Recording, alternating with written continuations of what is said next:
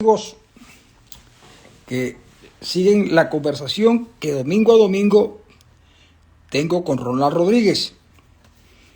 Ronald Rodríguez Vargas, autor de la columna Sal y Pimienta, una excelente columna que él aprovecha para publicarla los fines de semana. Creo que sale en Caiga Quien Caiga. También la publica en versión final. La publica también en Verdades y Rumores. En fin, su opinión acerca de distintos temas está plasmada en su columna de semanal llamada Sal y Pimienta. Lo espero a Ronald Rodríguez, en tanto que saludo a Álvaro Balbuena, quien está conectándose con nosotros. Y por supuesto, ya aquí está Ronald Rodríguez y vamos a darle la opción de ingresar. Y antes de que Ronald Rodríguez se incorpore, quisiera decirles que esta semana ha sido una semana dura y difícil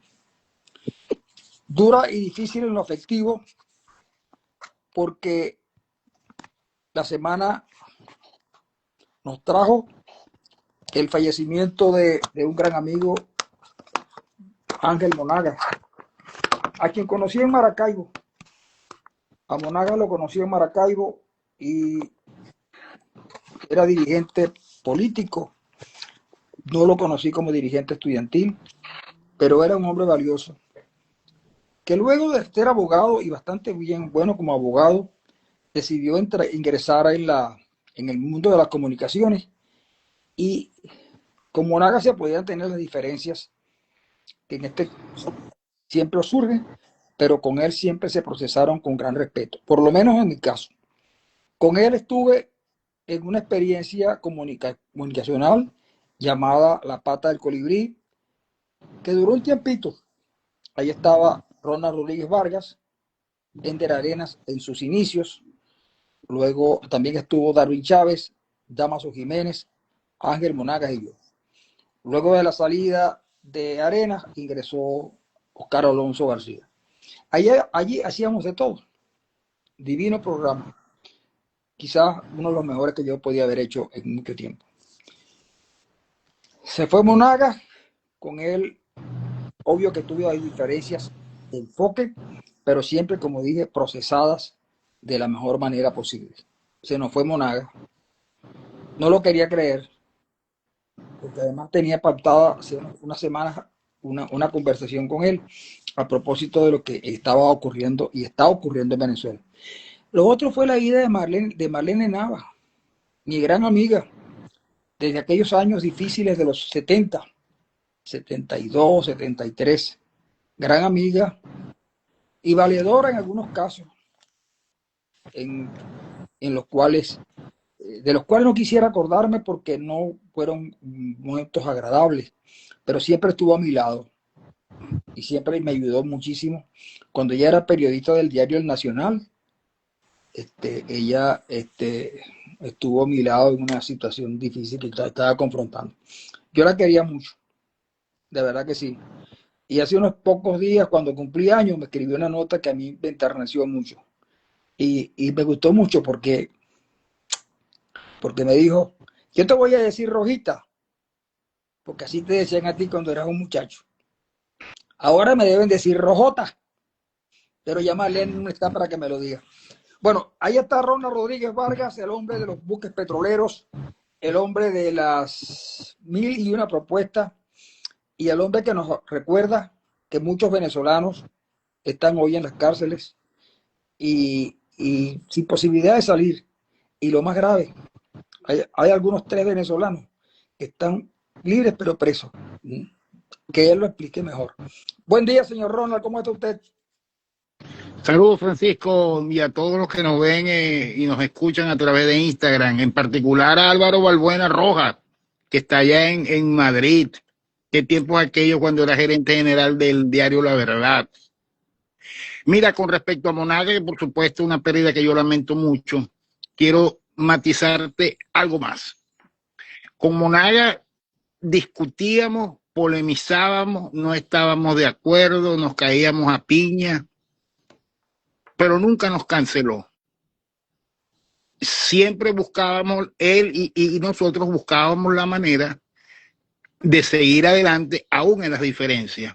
En cambio, hay otros que por el simple hecho de no estar de acuerdo en una posición política, nos cancelaron sin decirnos adiós, ni hasta luego, ni una palabra por delante. Ese era el talante moral, ético y político de Ángel Monaga. Sí, Con Marlene, bueno.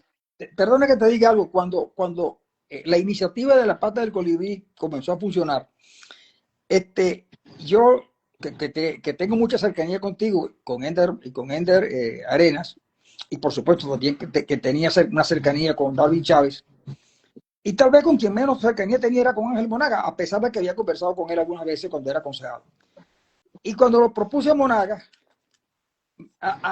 es que Monaga, sí, me dijeron, Monaga es muy discutido, y yo dije, ese es el que necesitamos. Y por cierto, eran memorables los rifirrefes que tenías tú con Monaga, y a la gente le encantaba.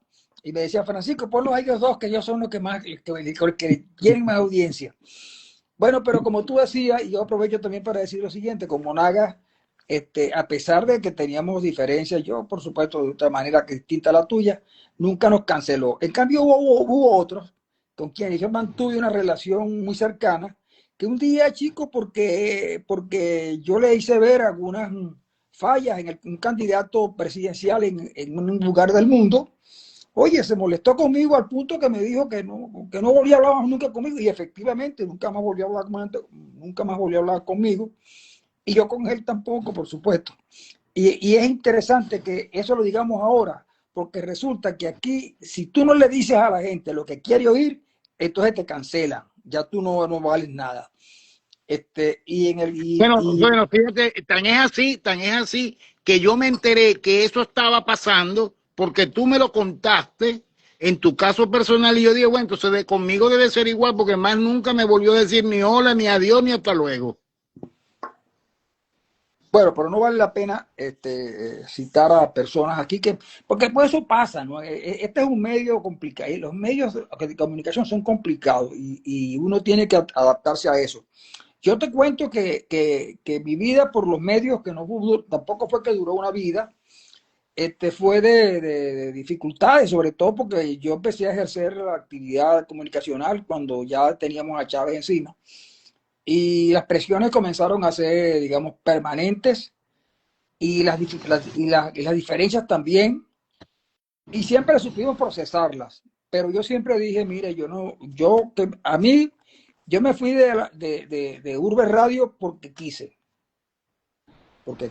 y debo decir también que me trataron muy bien, y al punto de que el que dirigía en ese momento la emisora me dijo, cuando fracases, regresa.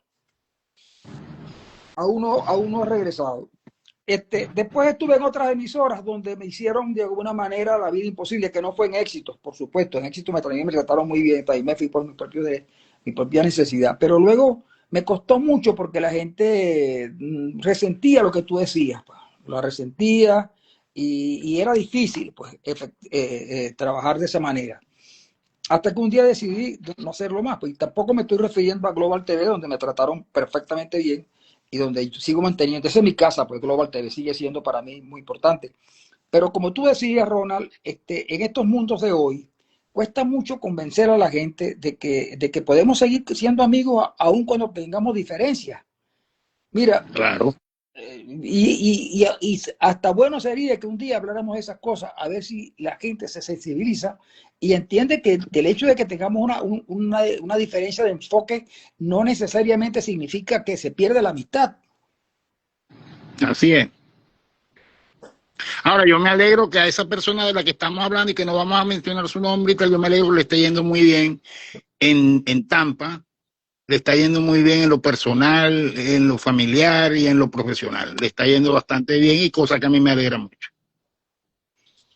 Bueno, si está en Tampa, ahí está el complejo de los Yankees de Nueva York. debe ser un No jugador. está, no es en Tampa donde está, no es en Tampa donde No, no, está. no, yo no sé, no me vas a poner a conversar de ese tema. Mira una cosa que te iba a decir. Mira, el buque que acaban de capturar, el último buque que acabaron de capturar, ¿qué bandera tenía? Chicos, no conozco los detalles, no conozco los detalles.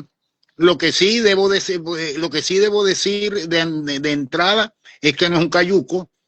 Tú sabes que yo he sido muy crítico de la operación del Caribe y bueno, y de pronto se me ocurre, es más, cuando me lo dijeron ayer, yo una vez dije otro cayuco, entonces lo que preguntaba era si era en el Atlántico o en el Pacífico donde lo habían, y yo en el momento presumía que lo habían hundido. No sé qué bandera tiene, pero lo que sí sé, que he medio leído por allí, es que es un buque petrolero de los que no están sujetos a sanción.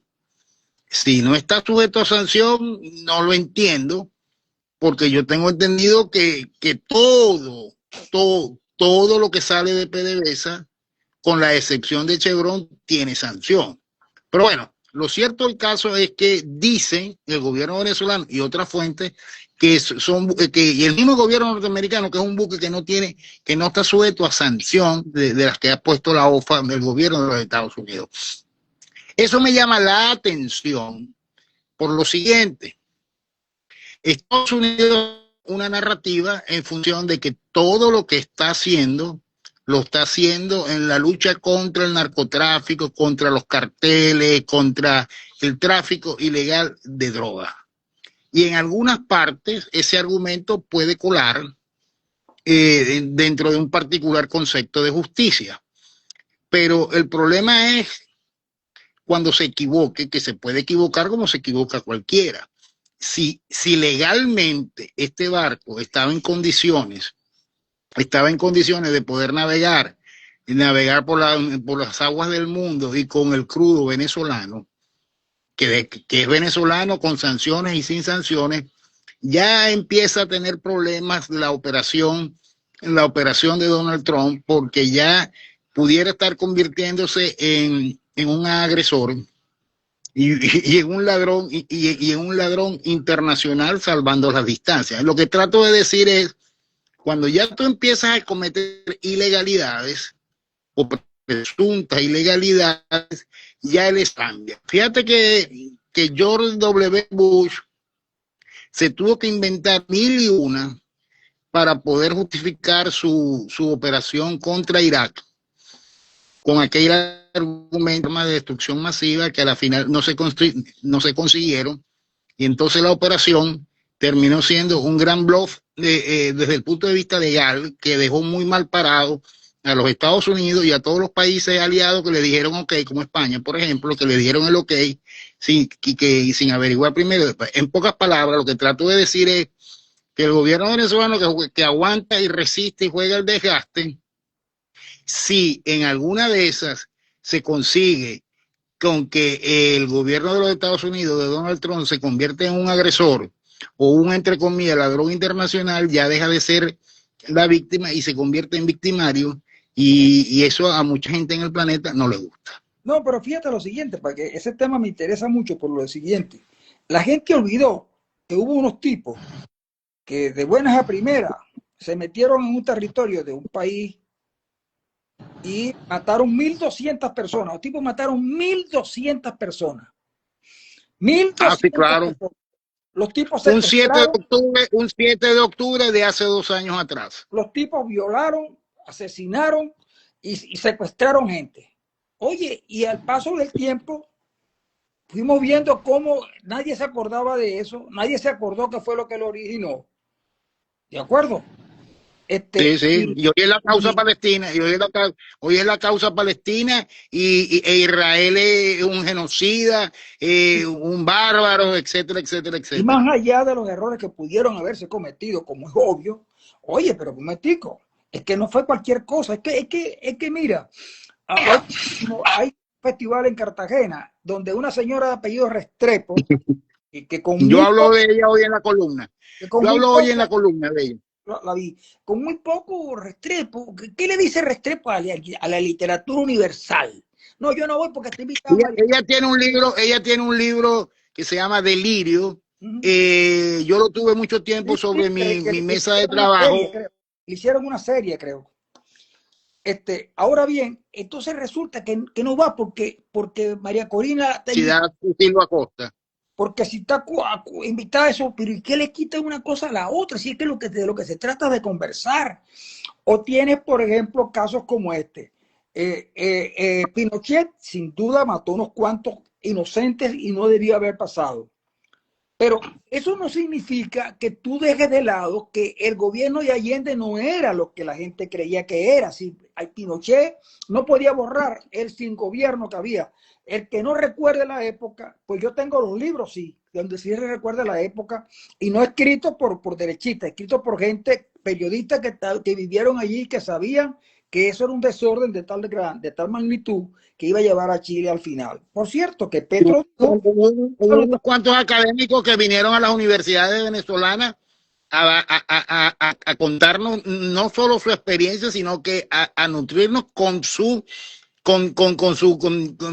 conocimiento y con su experiencia en diversas áreas del conocimiento, claro, pero de paso nos contaban fiablemente lo que había pasado y lo que estaba pasando. claro, entonces resulta que Petro es capaz de decir hoy que no le da la mano a un nazi, y resulta que cuando tú entrevistas acá, cuando acá hace su primera intervención, demuestra que está en la democracia. Ahora, tú puedes tener posiciones, es decir, tú puedes tener una posición hoy y las circunstancias hacen que mañana ya tú no creas en eso porque estabas errado Bueno, en el análisis. Francisco, Pero, porque ese es el signo de nuestros días. Acuérdate cuando Boric era candidato a la presidencia de Chile por la Izquierda Unida chilena, qué no se dijo desde la derecha de Boric? Lo mínimo que dijeron era que se comía a los niños vivos y que se tomaba la sangre para estar rejuvenecido y tal. Boric ganó y demostró desde la izquierda que muchas de la visión, de las acciones, de los planes y de los proyectos de la izquierda no caminan, no funcionan, pero eso no quiere decir que Boric no haya sido un presidente democrático y que no haya estado del lado de la democracia y de la modernidad a todo evento durante sus años de gobierno. La mejor prueba es la relación que no tuvo nunca con el gobierno de Nicolás Maduro, que más bien financió huéspedes que envió a Chile para tratar de sabotear la gestión de Boric y aquella convocatoria por tercera vez del referéndum que no se aprobó porque lo perdió Boric y él siguió adelante. Y el domingo pasado, cuando tuvo la certeza de los resultados, ¿qué fue lo que hizo? Llamó inmediatamente al candidato ganador y le dijo: lo felicito, usted ganó, usted es el presidente electo, véngase para la moneda para que conversemos. Pues. sí, Lo que te trato de decir es que se inventan unas historias y unos cuentos para satanizar posiciones, gente y organizaciones que no vienen a cuento. Fíjate, todo eso que están diciendo de Katz, bueno, puede ser verdad que haya sido pinochetista y que sea de un hombre de posiciones duras desde el punto de vista de la derecha, pero eso no quiere decir que esté reñido con la democracia, con la modernidad, con la libertad, con los derechos humanos, que es el signo de nuestros días, como si lo están muchos de sus críticos. mira, lo que quería, a donde quería llegar era lo siguiente. Pinochet, por supuesto, cometió crímenes atroces, sobre todo en los primeros días de su golpe de Estado. Pero Pinochet tuvo menos muertos que el Che Guevara. El Che Guevara fusiló, sin derecho a nada, a más de 3.000 cubanos en la cabaña en Cuba. Y tuvo el tupé de ir a las Naciones Unidas y decir: sí, estamos fusilando y vamos a seguir fusilando. Y nadie dijo nada. Claro, en esos momentos no había organizaciones de derechos humanos, pero los crímenes siguieron. Un asesino como el Che Guevara, de acuerdo, porque no es otra cosa. Por cierto, sin que esto signifique una defensa de Augusto Pinochet, sino simplemente es No, no, no, contar y no. narrar los hechos. Pinochet, dictador chileno, salió del Palacio de la Moneda por la fuerza de los votos y él reconoció, por las buenas, por las Sí, sí, malas, sí, obligado, pero reconoció que había perdido y entregó el poder. Sí, pero resulta que O sea que sí se salen de dictadores por la vía de los votos. sí, No únicamente, pero sí se sale. yo lo que quiero decir es que Pinochet era un asesino, claro. Él, Educado. pero Che Guevara también, pero yo no he visto a nadie en la calle con una franela de Pinochet. Y No, porque entonces, no has ido a Chile, porque no has ido a Chile, porque las hay. bueno, Claro, pero en claro, Chile, nunca, yo nunca a la como el calle, Che Guevara, pero está nunca como bien, el Che Guevara, pero te voy a que decir, hasta derecho de autor tiene, que hasta derecho de autor tiene el protegido, la caricatura que le pintan a toda esa franela. ahora te voy a, pero yo no he visto en Maracaibo a nadie que tenga una franela Pinochet, a menos que tú tengas una. No. A El ver, único que se la pero podía poner, el único que se la podía poner porque tenía sus veleidades en un programa de televisión, era unos señores que hacían un programa de una son de roja y otra son de arena. Eran los únicos que se la podían poner, pero estoy por creer que eran son de chanza. ahora, pero del Che Guevara sí hay gente que tenía, ya, gente que iba a Piamonte con su, y Sí, muchos, todavía. claro, yo conocí a uno que lo vi en un avión cuando venía para Miami y cuando se montó en el avión, se quitó Se la quitó la franela. del Che Guevara y se puso una de Disney. Claro, claro. Lo que pasa es que el hombre falleció hace poco y yo no quiero decir quién es porque a los difuntos se respeta. Entonces, ok, lo que te quiero decir es que los dictadores de derecha y criminales de derecha son de derecha y son criminales, pero el Che Los Guevara, de que la es izquierda un no. criminal, Los este, íconos de la izquierda no, porque ellos lo hacen por necesidad, por defender a la causa de la patria agredida eternamente desde los círculos del poder del capitalismo salvaje, etcétera, etcétera. en estos Volviendo a días, Laura Restrepo, yo en la columna de hoy, le digo que lo de Laura Restrepo, ese señor que dice que es un poeta de apellido Caputo y una dominicana de nombre y apellido impronunciable, yo lo que digo es que simplemente están cometiendo un pecado de pereza, porque no hay argumento que impida que tú vayas a un foro público a debatir, a confrontar ideas y con lo que estás de acuerdo y con lo que no estás de acuerdo. Y peor aún, dicen que porque María Corina está auspiciando una invasión, etcétera, etcétera. Ni la iban a ver. María Corina está anunciada para estar en el AI Festival de Cartagena de India el próximo 30 de enero a las 5 de la tarde para tener una conversación virtual con Moisés Naín. Eso es todo lo que va a hacer María Corina en ese foro, que es muy importante, pero no deja de ser significativo que por ese simple hecho la izquierda la quiere cancelar, porque en eso es lo que anda, en la cultura de la cancelación, y todo lo que no nos gusta y todo con lo que no estamos de acuerdo lo queremos cancelar, cerrar y olvidar. bueno, ¿Cómo se llama? Cuando comenzaste el programa, mencionaste en mi columna y dijiste que habían unos presos que estaban, unos presos que estaban libres, pero que seguían presos. Y quiero recordar que eso es así. En Venezuela hay muchas personas, o hay algunas personas, para no generalizar tanto, que por X, Y o Z el gobierno venezolano los ha detenido, los ha tenido injustamente en sus cárceles, sin derecho a nada, sin derecho al libre proceso, al libre proceso, a defensa privada. Y un buen día por el X, Y o Z, si no se le han escapado, los han liberado. Los han liberado, pero los liberan de una forma que vía judicial le ponen unas medidas cautelares que prácticamente, como digo yo en la columna, están en sus casas, pero alejados de todos y alejados de todo.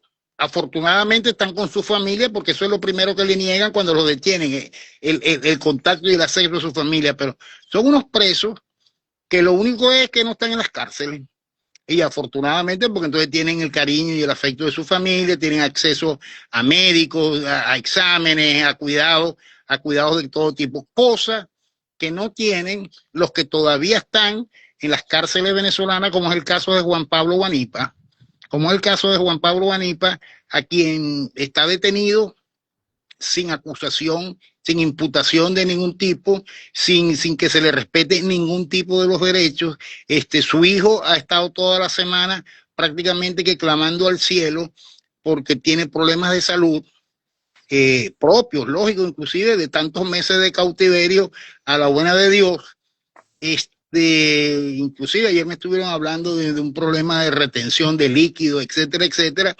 O sea que me hace temer por la salud de Juan Pablo Guanipa y de los otros 902 presos que dice hoy una de las ONG que se encargan de defenderlo, los pocos que lo hacen. Me hace temer por la vida por la salud, de entrada por la salud de Juan Pablo Guanipa, y peor aún, ¿no? Tú sabes que a los presos políticos, o los políticos presos, como los quiere llamar el régimen, cuando no se escapan, el caso de algunos, cuando no se escapan, se autosuicidan o se mueren en las cárceles, ¿no? Entonces, caramba, empezaba por mencionar los presos que no están presos, pero que sí están presos. Bueno, yo cito hoy 3, que son Rafael Ramírez, el exalcalde de Maracaibo, el profesor Rodrigo Cabeza, Pedro Guanipa, exdirector general de la alcaldía de Maracaibo, y entre los primeros está Juan Pablo Guanipa, Perkin Rocha, Rocío San Miguel, 2 periodistas zulianos, Leandro, me acuerdo el nombre de uno, en fin, o sea, ya es hora de Enrique Márquez. Por supuesto. Mira, un lapso imperdonable que tuve, pero menos mal que te tuve para apuntarlo, Enrique Márquez, que lo único que hizo fue pedir lo que todos pedimos, que muestren las actas, que muestren las pruebas de que ganaron. Por cierto que este señor Carlos Montero, que se llama, que creo que fue en un momento presentador de CNN. Correcto. Oye, dice un tuit que le leí por ahí, dice que la gente del mundo hackeó los resultados electorales. Luego dijeron que habían ganado porque tenían, pero yo no sé si este señor Montero será que habrá enloquecido porque o no conoce el sistema electoral venezolano, que por cierto el mejor sistema electoral del mundo aún no ha dado los resultados de las elecciones de julio 24, y en cambio los chilenos en 2 horas, chicos, con tanto manual, aquello fue rapidísimo.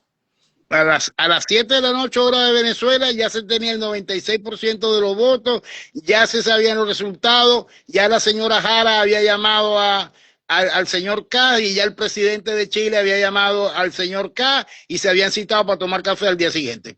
Pero cuando ellos y no hubo una protesta, no hubo un reclamo significativo, me refiero.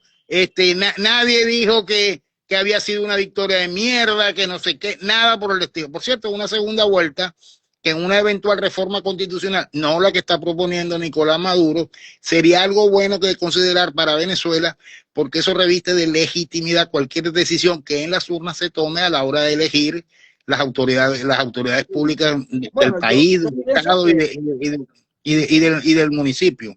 Por cierto que yo te envié hace unos días, o ayer creo que fue, alguna reflexión de Meli Reyes, donde ella dice una cosa que a mí me llama la atención. Dice que todavía es necesario que los 2 grupos se radicalicen de tal manera, incluso critica que la oposición tiene que ser mucho más radical en los reclamos, y que a partir de allí probablemente pueda haber un espacio para la conversación. Porque en Venezuela, ¿qué fue lo que pasó? Que en Venezuela se han agotado todos los mecanismos, todos. Y no ha sido posible, porque cuando llegas a acuerdo con los tipos vienen y te dicen, y se burlan de ti. Y se burlan impunemente. Yo veo a veces cuando a alguien se le ocurre colocar lo que dice Diosdado Cabello, y digo, este señor será que no tiene idea de dónde está parado. Este señor no tiene... Te voy a decir una cosa. La audiencia más grande que tiene Diosdado Cabello no es el mundo del chavismo, es el mundo de la oposición, que no le pierde pisada y tuitea, postea, tic-tac, tal, todo lo que dice Diosdado. Los miércoles, los jueves, el día del programa de él, pasan todo el día con una ansiedad, porque ¿qué irá a decir Diosdado? ¿Qué va a decir Diosdado? Y al otro día, bueno, pues son los que más oyen y siguen a Diosdado Cabello. Mira, por cierto que la revista LOC hay un trabajo acerca de Delcy Rodríguez. Y que confieso que me gustó cómo fue hecha. Primero, tú te vas a reír de mí seguramente, pero la gente dice, bueno, dice Qué no, fea. Ahora vas a decir que bonita. no dice Por que cierto, la tuya la operaron ayer, la operaron de apendicitis. Deberías enviarle unas flores por su propia mejoría y recuperación. bueno, no le voy a enviar flores porque yo poco soy dado a enviar flores, pero lo que sí te iba a decir es lo siguiente. El propio Carrillo, que yo no entiendo, chicos. Dice que él, los amigos que le decían que era fea. Pero yo vi la imagen que está en la revista. Un traje rojo muy bonito y una gafas también bonita. Yo la vi bonita. Bueno, porque es que mira, yo no conozco el reportaje, o sea, Créame, yo no conozco el reportaje porque te voy a confesar que sábado y domingo no he leído prensa, pero esa foto de la que tú estás hablando seguramente es la de una sesión de fotos que le hizo un reportero gráfico de Nueva York, traído a Venezuela especialmente por uno de los amigos financistas de Delcy, que fue el que pagó toda la facturita para que le hiciera una sesión de fotos para acompañar esa campaña que había, que ella pudiera ser una sucesora de Nicolás Maduro en una eventual resolución del conflicto. En esas fotos, como en cualquiera, imagínate, te traes a Annie Leibovitz y te aseguro que con todas las artimañas habidas y por haber que la tecnología y la ciencia han puesto a la orden de los reporteros gráficos, termina siendo, mejorando los presentes, una Irene Sáez 2, pues. mira, antes de seguir con esto, quiero saludar a Dubas Ramírez, mi gran amigo, a Rafito Rubier, a Mario Torre, a Gabriel Gutiérrez y a todos A él sí. a José Fernández, que también está conectado, y a otros más que ya se me ha pasado la lista y no la tengo a la mano. Él sí, Rubier también Él se está. está bien. Pero todo lo que te iba a decir es lo siguiente, que la otra cosa del reportaje que me llama la atención es que dicen que le gustan los hombres jóvenes.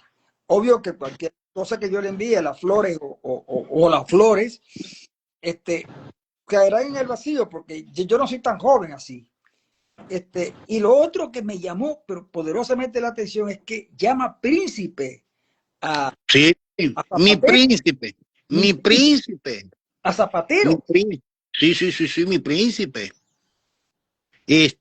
Por ahí es que va a venir cayendo Rodríguez Zapatero y Pedro Sánchez por su relación con Delcy Rodríguez, o sea, con Venezuela vía Delcy Rodríguez. Es más, te voy a decir algo.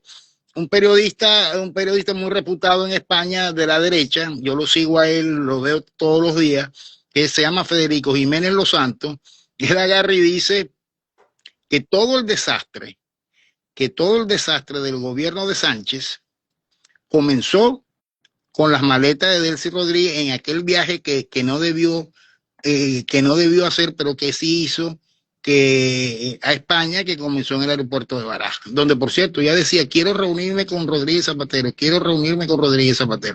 Pero, dice que ahí pero, comenzó todo el desastre de este entramado de corrupción que ha involucrado a tirios y troyanos del Partido Socialista Obrero Español y del gobierno en España en la actualidad. pero como esta conversación ya ha devenido en un cotilleo. Pero yo me refería era a la doña de tu adorada, la doña del Cono Sur, no me refería a él, sí, la de las flores, No, no, que la operaron ayer de apendicitis. pero te debo decir lo siguiente. Como esto ya ha devenido un cotilleo natural, porque los programas que me gustan son estos. Es más, yo, por ejemplo, inicié en la parte de la comunicación leyendo las columnas de Chepa Candela y también la de Orlando Borque y la de José Sarabia, que son. Ay, pero no los compare con Chepa Candela, que Chepa Candela es lo peor de la. Me gusta mucho, Pero pero dentro de género es de lo peor. hubiera querido Orlando y José tener los lectores que tenía esta Chepa Candela. Es un increíble, chico. Y además que escribía tan mal. Yo creo que lo que me gustaba de ella era eso, que escribía muy mal. Pero volviendo No, al pero tema, todavía puedes, mira, todavía la puedes leer porque publica toda la semana en el periódico 2001, la puedes leer por las redes sociales. no, no, pero ya Lo ahí que pasa es, lo que pasa es que ya la farándula venezolana no es la que conocemos tú y yo, sino que es una farándula irreconocible totalmente porque es la heredera del TikTok, del Instagram y tal. Entonces, mis hermanas me hablan a mí de las artistas y esto, y yo no sé con quién estaban hablando. Y hay veces que yo leo algo que me llama la atención y les pregunto, ¿y quién es este? ¿Quién es este? ¿Quién es este otro? bueno, mira, lo que te quería decir es lo siguiente, porque nos saltamos un tema interesante. David Alandete es un periodista de ABC que es el corresponsal en Washington. Él ha venido diciendo en varias sucesivas entregas del diario que la Fiscalía de Estados Unidos está estudiando la real posibilidad de demostrar que el régimen venezolano ha servido para atender requerimientos que las sanciones le impiden a Irán. Y la cantidad de dinero que se maneja y de la que se habla es mucho dinero.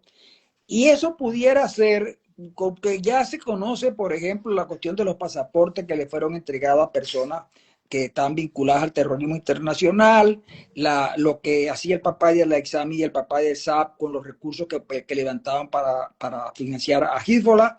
En fin, que pareciera ser que la primera propuesta, lo primero que se dijo en torno a la presencia de la Operación Lanza del Sur en el Caribe, como que comienza a tener una nueva explicación. Y tú sabes que en política, cuando la explicación no es clara, pues los resultados no van a ser buenos. Y da la impresión de que esto en algún momento va a terminar de la manera que muchos creen que no, pero que sí va Mira, a terminar. Mira, yo no descarto absolutamente nada con respecto a esa información, pero yo la visión que tengo del tema es que por eso es que yo un ratico la dejé de lado, porque los titulares más o menos apuntaban a que el dinero venezolano había financiado los planes energéticos de Irán. Entonces a mí eso ya de entrada ya no me cuadró, porque si algo tiene Irán es precisamente mucho dinero, inclusive dinero de algunos venezolanos, porque Venezuela también le debe mucho a Irán, como le debe a China, como le debe a Rusia, etcétera. Entonces yo no entré en mayores profundidades. Y además David Alandete es un periodista que está señalado en España porque es un tipo que cuando agarra un tema es muy obseso, y entonces él nada más que va para la Casa Blanca porque él tiene acreditación en la Casa, como ABC, tiene acreditación en la Casa Blanca, acceso a la prensa. Entonces escogió a España, su país natal, país para el que trabaja, país no, para el medio español para el que trabaja, lo agarró con esa, porque todos los días que ve a Donald Trump, periodista español, al fin y al cabo le pregunta por las cosas malas del gobierno de España para que Trump lance una ristra de ofensa y tal contra España. Entonces, yo creo que a lo mejor David Alandete quiere perjudicar al gobierno de Venezuela, porque cuando agarra un tema lo agarra en profundidad. Bueno, perfecto. Ronald, tengo obligatoriamente que atender una llamada urgente. Dejemos esto por ahora y cualquier cosa que suceda en el transcurso de la semana lo comentamos. Un placer, amigo. Sí, nos vemos el 24 desde el Pozón, en el reencuentro zuliano. Vamos a hablar del 24 desde el Pozón. Me parece formidable. ¿Tú vas a ir? Lo más probable. Ok, perfecto. Yo te contactaré para que hagamos algo de allí del Pozón. Te presentes a uno de tus amigos que también son mis amigos para ver cómo va la cosa. Hasta luego, pues, Ronald. Chao. Un placer. Hasta luego.